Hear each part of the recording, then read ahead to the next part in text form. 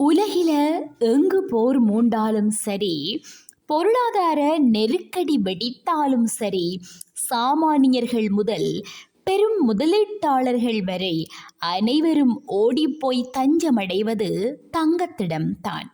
பங்குச்சந்தை முதலீடுகள் சரிவை சந்திக்கும் போதெல்லாம் நஷ்டத்தை ஈடுகட்டும் ஒரு இடிதாங்கியாக தங்கம் செயல்பட்டு வந்துள்ளது. ஆனால் சமீப காலமாக இந்த வழக்கமான கணக்கு தடுமாறி போயுள்ளது. உலகமே பதற்றத்தில் இருக்கும் இந்த சூழலில் தங்கத்தின் விலை ஏறுவதற்கு பதிலாக தொடர்ந்து சரிந்து வருவது முதலீட்டாளர்களை குழப்பத்தில் ஆழ்த்தியுள்ளது. இது தொடர்பில் பார்க்கலாம் வாங்க.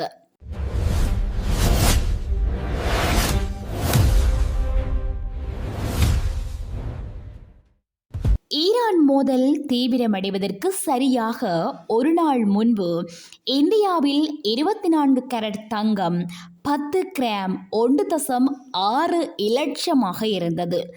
போர் செய்தி வெளியானதும் ஒரே நாளில் அதன் விலை கிடுகிடுவென உயர்ந்து 1.73 லட்சத்தை எட்டியது. ஆனால் அந்த உச்சத்திற்கு பிறகு தங்கத்தின் விலை தொடர்ந்து கீழ் நோக்கியே பயணிக்கிறது.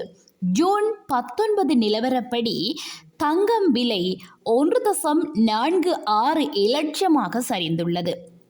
இது அதன் உச்ச விலையிலிருந்து சுமார் 16% வீழ்ச்சியாகும்.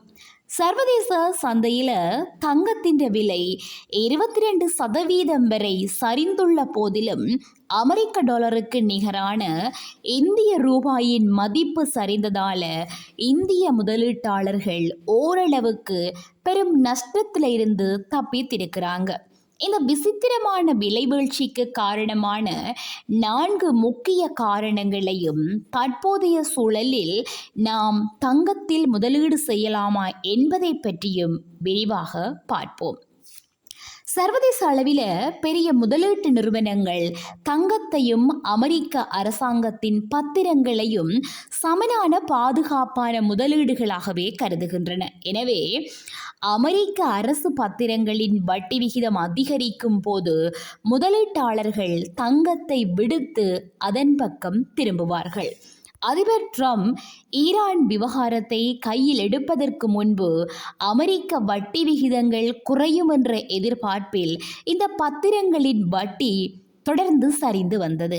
ஆனால் பிப்ரவரியில் போர் வெடித்ததும் கச்சா எண்ணெய் விலை உயர்ந்து உலகளாவிய விநியோகச் சங்கிலி பாதிக்கப்பட்டது. இதனால் அமெரிக்க மத்திய வங்கி வட்டி விகிதங்களை உயர்த்தக்கூடும் என்ற அச்சம் உருவானது. இதன் விளைவாக 4%க்கும் கீழிருந்த பத்திரங்களின் வட்டி விகிதம் மே மாதத்தில் 4.5% தாண்டியது. இந்த வட்டி உயர்வால் கவரப்பட்ட முதலீட்டாளர்கள் தங்கத்தை விற்றுவிட்டு அரசு பத்திரங்களில் முதலீடு செய்ய தொடங்கினர்.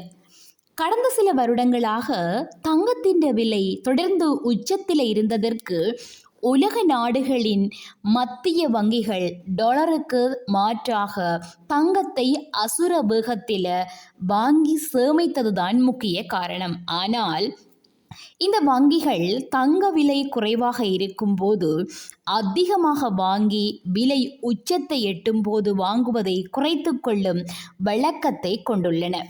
உலக தங்க கவுன்சில் தரவுகளின்படி 2024 இறுதி காலாண்டில் தங்கத்தின் விலை $26,000 இருந்தபோது 367 டன்கள் வாங்கிய மத்திய வங்கிகள் 2026 ஆரம்பத்தில் விலை $4,800 தொட்டபோது தங்களின் கொள்முதலை 243 டன்களாக குறைத்து கொண்டன. அது மட்டுமன்றி போர் மற்றும் அவசர பண தேவைகளுக்காக துருக்கி, ரஷ்யா, பல்கேரியா போன்ற நாடுகள் தங்களின் இருப்பிலிருந்து சுமார் 103 டன் தங்கத்தை விற்று பணமாக்கியுள்ளன. இது சந்தையில் தங்கத்தின் மதிப்பை மேலும் குறைத்தது. மத்திய வங்கிகள் விலையை பார்த்து நிதானமாக செயல்பட்டால் சாதாரண முதலீட்டாளர்கள் அப்படியே தலைகீழாக செயல்படுவார்கள். தங்க விலை தாறுமாறாக ஏறும்போது ETF எனப்படும் தங்க நிதி திட்டங்களில் போட்டி போட்டுக்கொண்டு பணத்தை கொட்டுவார்கள். விலை குறையும் அறிகுறி தெரிந்ததும் பயந்து விற்றுவிட்டு ஓடுவார்கள். தங்க விலை $2600 $4100 உயர்ந்த போது ETF வழியான தங்க கொள்முதல் 20 டன்னிலிருந்து 174 டன்னாக ஏறியது. ஆனால் 2026 மார்ச் மாதத்திற்கு பிறகு தங்க விலை சற்று சரியத் தொடங்கியதும் முதலீட்டாளர்கள் தங்களின் ETF பங்குகளை அவசரமாக விற்கத் தொடங்கினர். இந்த முதலீட்டு வெளியேற்றம் தங்க விலையை சரிவை நோக்கி தள்ளியது.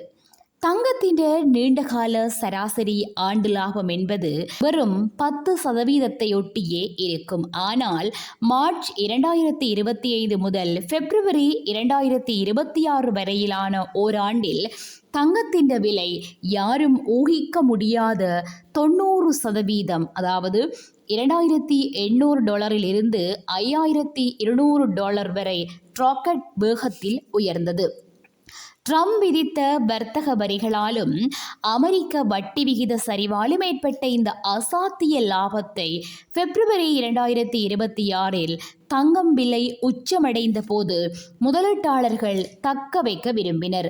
ஈரான் போரினால் பங்குச் சந்தைகள் சரிந்த வேளையில் தங்களுக்கு பெரும் லாபத்தை கொடுத்த ஒரே சொத்தான தங்கத்தை விற்று லாபத்தை கையில் எடுக்க முதலீட்டாளர்கள் முற்பட்ட போதே இந்த திடீர் வீழ்ச்சிக்கு கடைசி காரணமாகும்.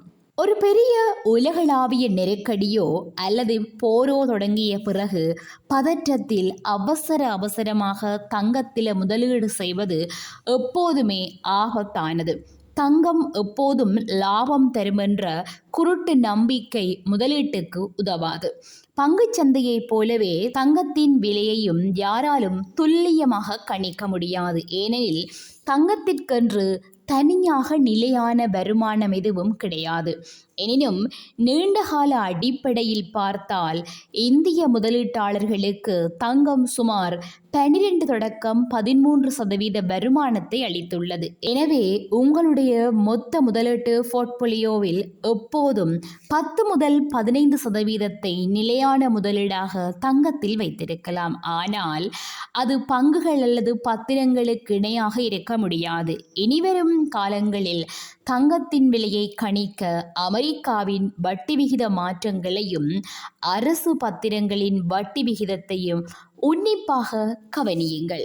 இந்த காணொளி உங்களுக்கு பிடிச்சிருந்தா சப்ஸ்கிரைப் பண்ணிக்கொள்ளுங்க. இதுபோல மேலும் பல சுவாரஸ்யமான தகவல்களை தெரிந்து கொள்ள பெல் ஐகானை கிளிக் பண்ணி இணைந்திருங்கள்.